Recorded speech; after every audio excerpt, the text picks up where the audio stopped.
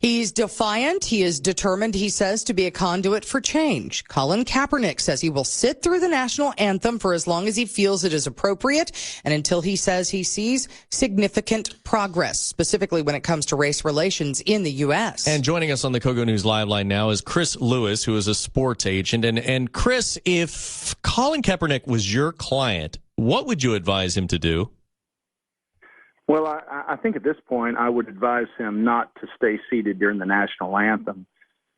He's, as you just said, he said that he's going to stay seated until he sees significant change. So I guess his mentality is that he believes sitting, that he is the catalyst for the change. But what I see happening is both sides are getting more firmly entrenched. And if what he's trying to do is bring both sides together where there's more peace, there's more harmony, there's better race relations, what he seems to be doing seems to me to be creating a little bit more divisiveness. All you have to do is do a Google search or look on social media, and both sides, there's those that are supporting, but those that don't support him, see what he's doing as being something against the flag, which is emblematic of our armed forces, our freedom, and all the things that we enjoy here in the States. So I think it's counterproductive at this point in time. Now, Chris, if you are the management of at the San Francisco 49ers, they're basically kind of hands off. Is that because there's a really good chance that he's going to be cut and they don't want there to be any discussion as to why he was cut?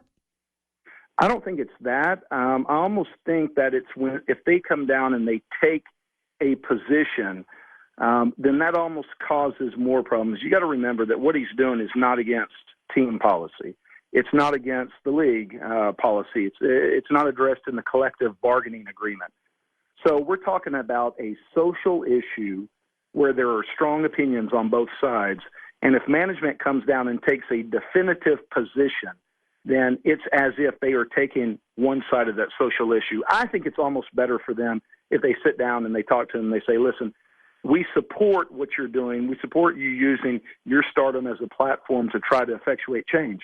But you also have to realize that we're an organization. You're part of that organization. We're putting a product out there, and we can't have you doing things that are that undermine the product we're putting out there. So there's a fine line that they have to walk. I think that they can get the message across to him. And I think he's got even more opportunities to do good if he can kind of bootstrap it on what he's doing right now. It needs to be more than just sitting down, because a lot of people see that as a sign of disrespect.